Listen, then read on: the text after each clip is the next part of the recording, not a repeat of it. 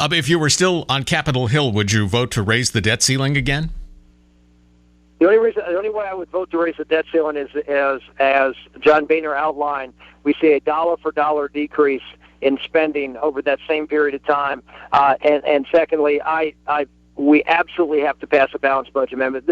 Otherwise, we're going to be doing debt ceiling after debt ceiling after debt ceiling. And under this administration, we've seen no inclination to cut spending. We have to force spending reductions onto this administration, and we have to force long-term fiscal discipline on future administrations. Former Pennsylvania Senator Rick Santorum, our guest. He will be in Newport and across the state of New Hampshire today, and joining us this morning on News Talk 99.7 WNTK, WNTK.com. Senator Marianne in Croydon, New Hampshire, is on WNTK with a question. Marianne, good morning. You're on with Senator Santorum. Good morning, John. Good morning, Senator Santorum. Actually, I don't really have a question, but I just have a couple of comments. And Hello. Number one, I'd like to thank you for your service to our country Hello. and your witness to life. And you just have an absolutely beautiful family. And I just wanted to let you know that my husband and I are the parents of 7 children, 3 of them registered voters, and we're behind you 100%. We would do whatever we can here in New Hampshire to help you. Well, Marianne, thank you very much. We're having a little problem with the senator being able to hear you, but I'll tell you what Marianne said. It was really more of a comment, Senator. She is in your camp, is supporting you, and like you and your wife, Karen, also has 7 children.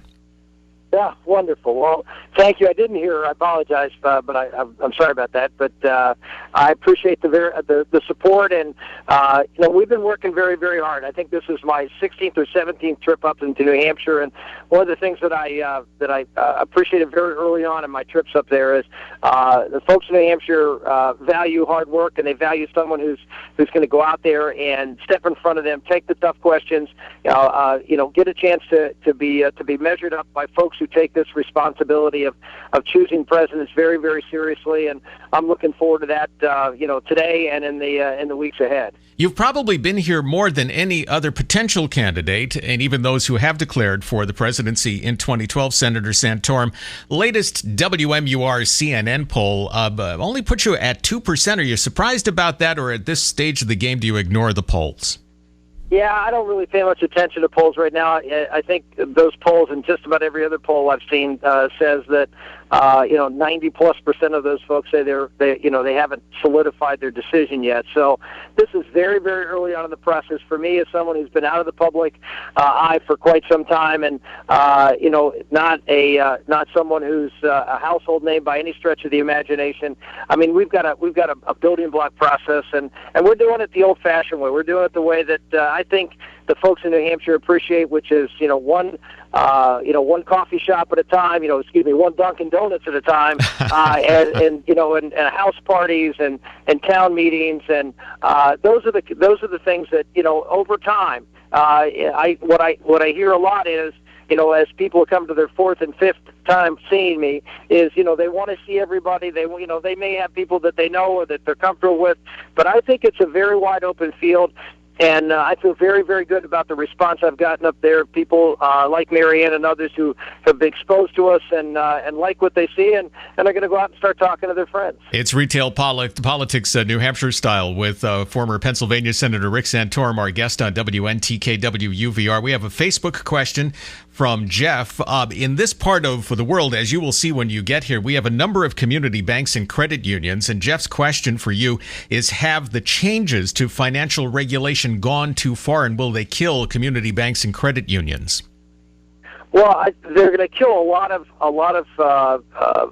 financial institutions that lend to folks who don't have the best credit in the world, and there's all sorts of legitimate concerns about what happened in the last financial meltdown, and that we have to be careful with the regulatory scheme that allowed that to happen. But I think what's happened in the Dodd-Frank bill is they went too far. They've established this bureau that is going to be sort of a super regulator who's going to tell people who may not have the best credit or may not have much credit, and because they're new new borrowers.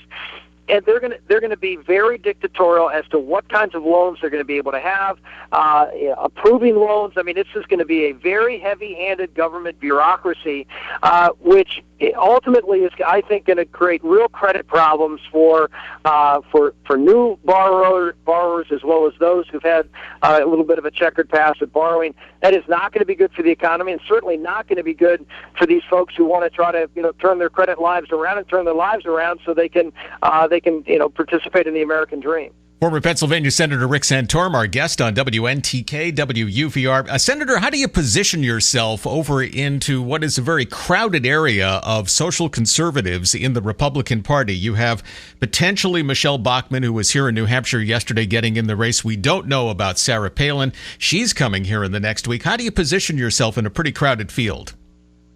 Well, I mean, I appreciate that just about everybody, not everybody, but just about everybody in the field can check the box and say that they support life, and they support marriage, and they support religious freedom and the other social issues that we talk about in politics. But I don't see any of them that have actually taken a leadership role on that. I mean, I've actually gone to the floor of the United States Senate on repeated occasions and have led the charge on changing laws, have led the charge on leading the debate on marriage, and the federal marriage amendment, was one of the authors of it. And if you look at my record, it was not just a record of someone says, yeah, I support that, or occasionally talk about it in stump speeches in front of friendly audiences. But I went out there into the arena against the toughest of the tough, the Barbara Boxers and the Hillary Clintons of this world, and went toe-to-toe on the issues of importance in front of a media that was not particularly friendly, and candidly have suffered the consequences of that, because a lot of the mainstream media, if you look at, as I'm sure you have, where the antipathy that is directed at me because I've been willing to stand up and fight their leaders on this, as opposed to going to friendly crowds and giving speeches in front of folks who agree with you. That's the difference. I've stood by my principles when it was hard to do, when there wasn't a lot of people out there slapping me on the back saying do this, and that's what if you really want someone that you can trust, you need to see that you can trust them in the bad times as well as the good times. One more question, Senator, because I know you have to get on a plane. You've met many voters across the state of New Hampshire, across this country. You hear that Americans are angry. They're frustrated. When you look in their eyes, what are you seeing? I'm seeing people who are frustrated and scared that government has gotten too big, to the point where it is killing the golden goose. It is killing our economy. It's killing the long-term future of our country with this mountain of debt that's out there. They believe that the policies of this administration, this crony capitalism, is undermining the very foundation of our capitalist system, which means businesses aren't growing and investing and jobs aren't being created. So what I see are people who hunger for someone who believes in them again, who believes in the American people, not in Washington, D.C., not in big government, but believes in them and their ability to provide for themselves, and they want the opportunity to do so. They just want a chance, and what government has done by being so big and so clumsy and so confiscatory in the way it's approached the private sector, it's destroy that dream, and they want someone who's willing to believe in that dream again. Former Pennsylvania Senator Rick Santorum in Newport today and campaigning across New Hampshire. Senator, thank you for your time. Look forward to having you in some morning. Thanks, Sean. Look forward to it also.